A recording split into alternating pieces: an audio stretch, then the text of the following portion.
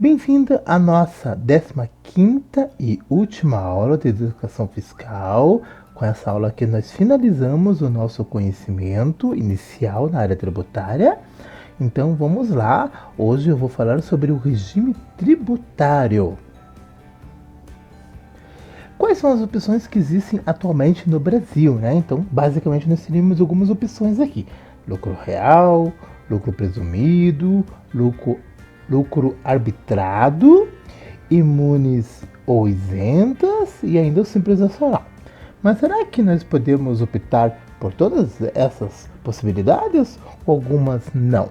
Vamos entender melhor isso. Vamos lá. Bom, a primeira delas é o lucro real. Afinal de contas, o que é o lucro real? Então, de que forma que é calculado o lucro real? Então, o lucro real é o lucro contábil, o resultado. Então, a sua empresa tem que fazer a contabilidade normal, real dela. Por isso se chama lucro real. É a realização da contabilidade. Daí, nós temos algumas adições que podem, adição na base de cálculo, que é determinada pelos ajustes fiscais. Também temos algumas exclusões, também, que é ajustes fiscais. Essas adições e exclusões, nós encontramos elas no regulamento do imposto de renda, ok? E daí, finalmente, a gente vai encontrar o nosso lucro real. Então, o lucro contábil seria o balanço da empresa, o balanço contábil, mais as adições, menos as exclusões, que a gente encontra no regulamento do imposto de renda, vai ser igual ao lucro real, ok? Para você entender uma adição ou uma exclusão, por exemplo, um diretor da empresa, ele usa o carro todo final de semana e ele vai num restaurante e ele traz a nota fiscal do valor do combustível e da despesa do restaurante que ele teve no final de semana e entrega para a empresa. Ele pode fazer isso? Pode. Se a empresa é privada e ela deu essa regalia para o diretor e ela quer assumir essa despesa, ela pode. Só que daí o regulamento do imposto de renda entende que isso tem que ser excluído do lucro contábil. Então ele vai ser contabilizado porque ocorreu uma saída do caixa, mas para efeito do cálculo do imposto de renda, não, essa despesa não pode ser apropriada. Por isso que existem essas adições e exclusões. Tá bom? Então, portanto, o lucro real fiscal nada mais nada menos é que o lucro contábil ajustado com as adições e exclusões fiscais previstas na legislação tributária. Nós temos duas possibilidades aqui do lucro real, duas modalidades, digamos assim. Uma é o lucro real anual e outra é o lucro real trimestral. Vamos a elas. Bom, o lucro real anual funciona de que maneira? Então, no lucro real anual, a empresa deve realizar antecipações mensais com bases em balancetes parciais, balancetes de suspensão ou redução.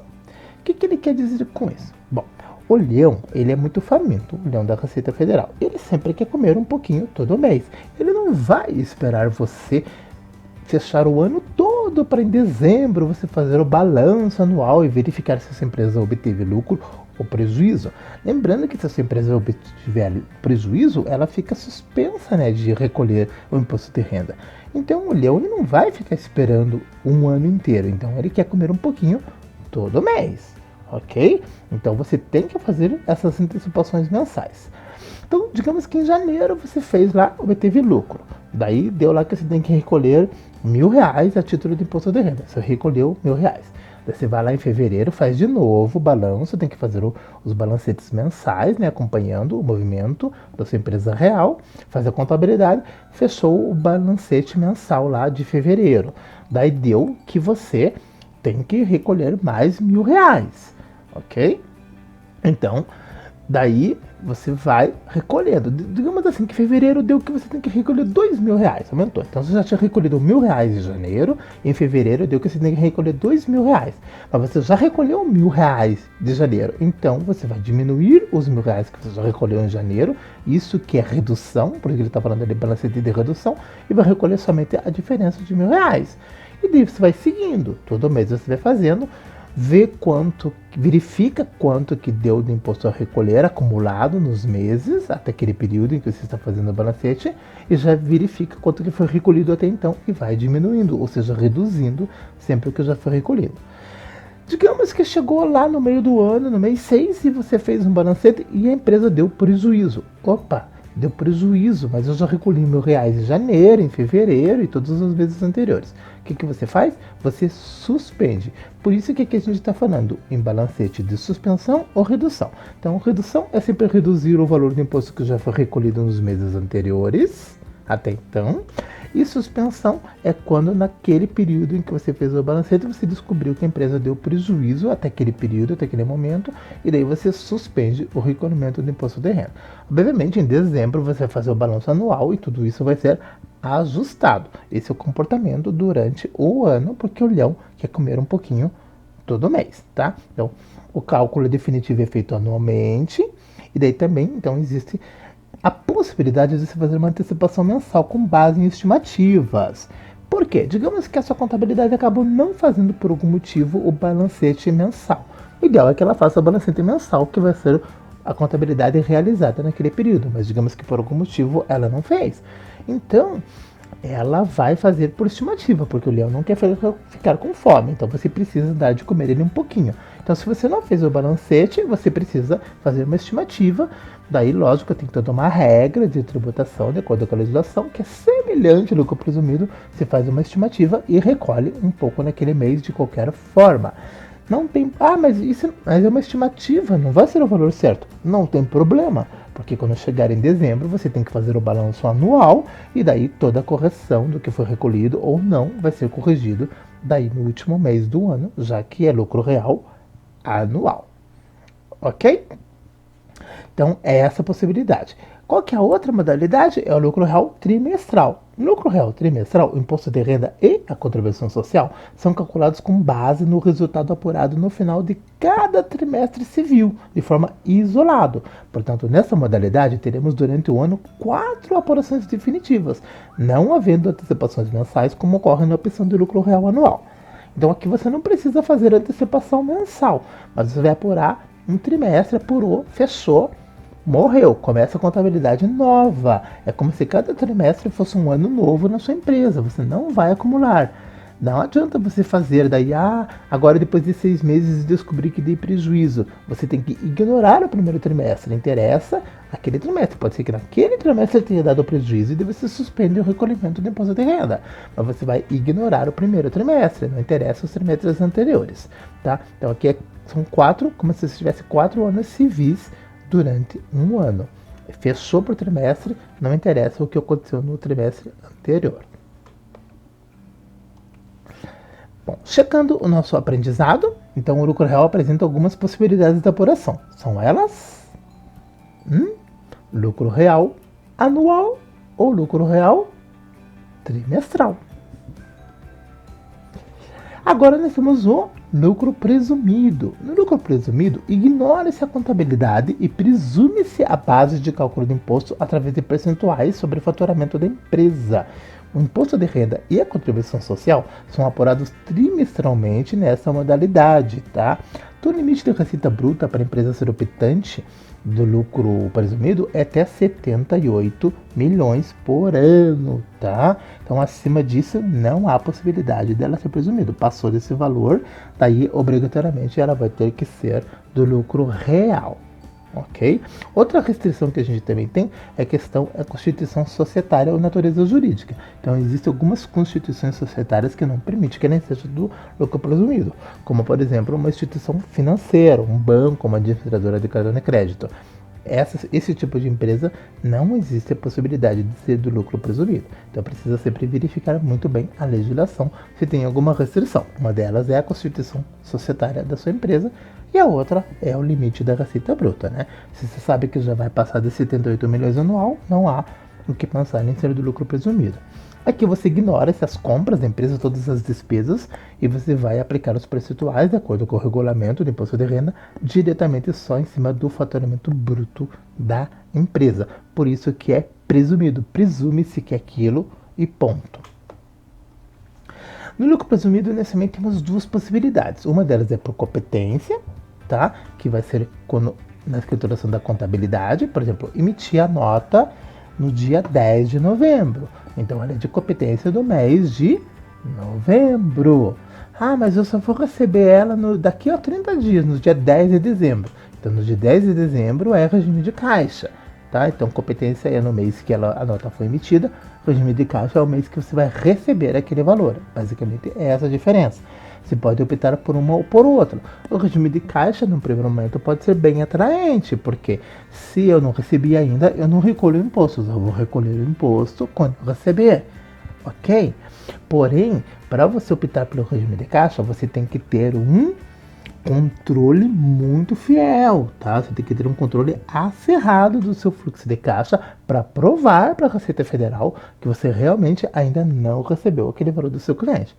Tá bom? E também tem um limite no máximo de 90 dias. Se o cliente não paga o primeiro mês, suspende o seu recolhimento. Se ele não paga no segundo mês, após o vencimento, suspende o recolhimento. No terceiro mês, o leão não vai ficar com fome e daí você vai ter que recolher da mesma maneira, tá? Então tem um período de carência e não é para sempre que você vai ficar esperando o seu cliente pagar. Mesmo porque a responsabilidade ainda continua sendo sua e não do seu cliente. Ok? Mas existe essa possibilidade do regime de caixa, ela pode ser bastante interessante, mas lembrando que precisa ter um controle muito acirrado, porque você precisa prestar conta aí, né, do seu fluxo de caixa para provar para a Receita que você não recebeu ainda do seu cliente e por esse motivo você suspendeu o recolhimento do imposto. Checando o aprendizado, vamos lá, o lucro presumido apresenta algumas possibilidades de apuração. São elas? Bom, acabei de citar, uma delas é através do regime de competência e outra através do regime de caixa. Continuando, bom, aqui também impacta, apesar de a gente estar falando do imposto de renda, a opção por lucro presumido ou por lucro real impacta diretamente, então, aqui no recolhimento do PIS e da COFINS, tá?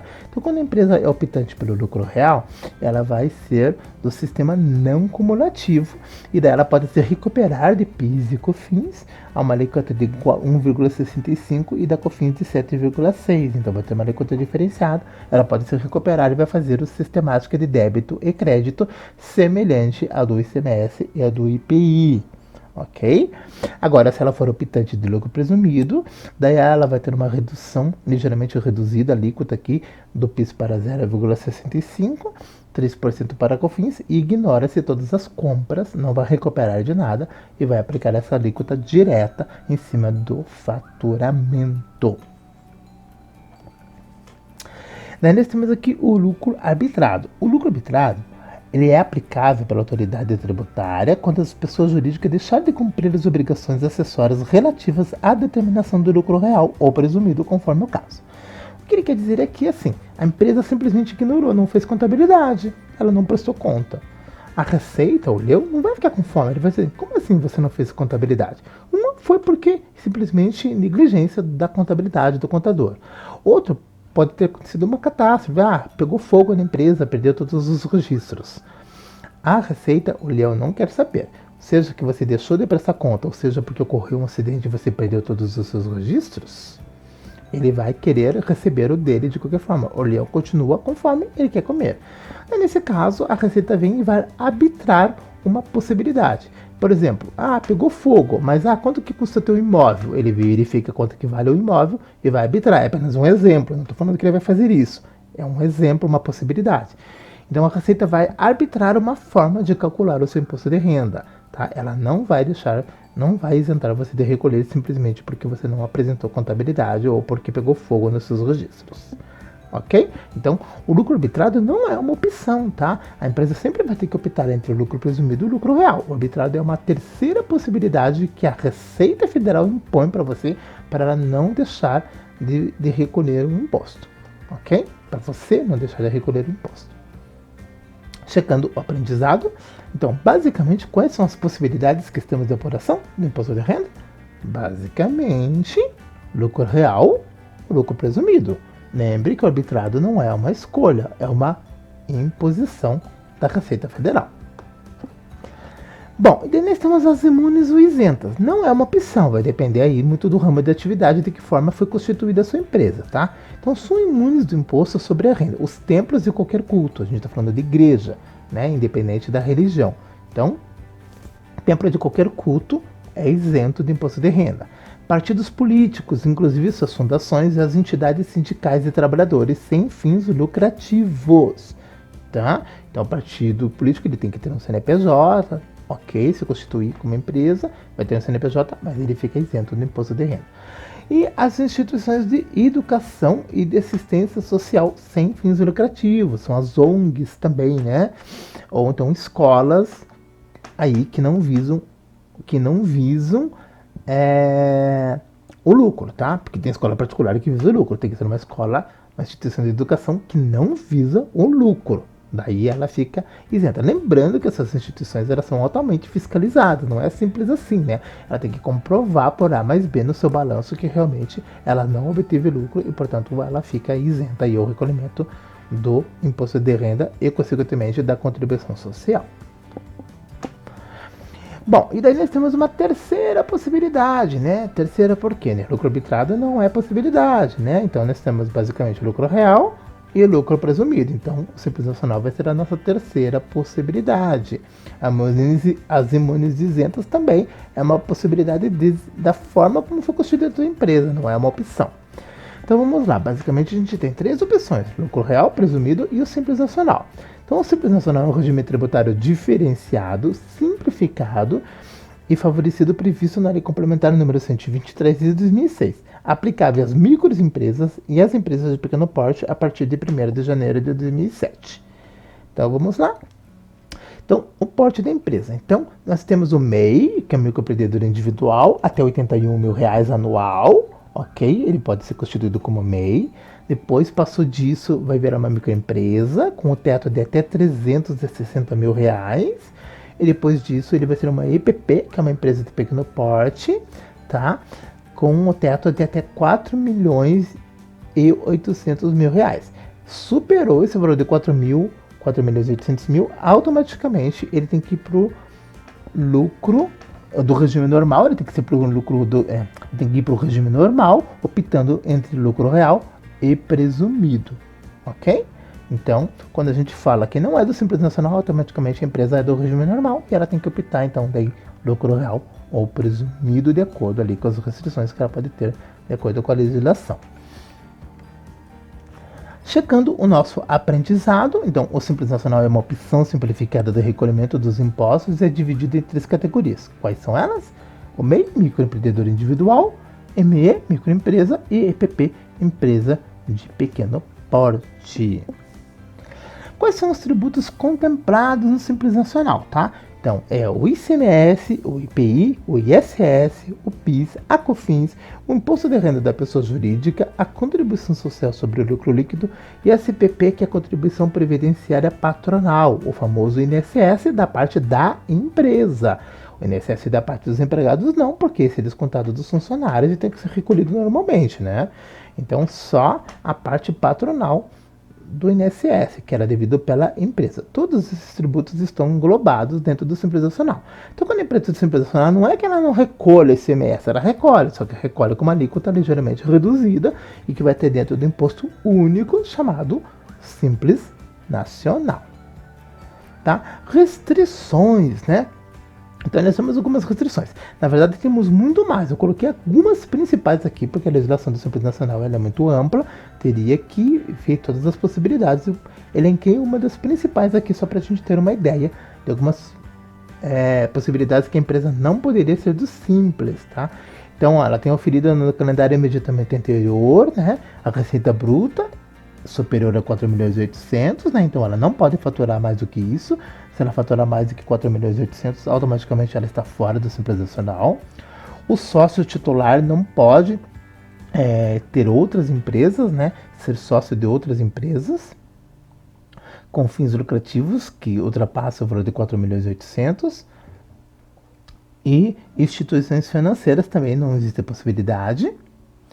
Ela não pode ser constituída sob forma de ações, não pode ser sociedade anônima, não pode ter sócio domiciliado no exterior, ela não pode realizar cessão ou locação de mão de obra e ela não pode possuir débito no Instituto Nacional do Seguro Social, né, o INSS, ou em fazendas públicas federal, estadual ou municipal. Então, essa aqui são uma das principais restrições. Tem mais lá no portal da Receita Federal, se eu conseguir lá ver a totalidade de todas as restrições. Aqui eu só elenquei uma das principais. Era isso que eu tinha para você hoje. finalizando agora nosso curso de Educação Fiscal. Espero que você tenha apreciado esses nossos 15 encontros e que tenha agregado bastante aí no seu conhecimento nesse mundo fiscal aí, né? Tão complexo, mas ao mesmo tempo tão desafiador. Obrigado por você ter me acompanhado até aqui. Até uma próxima.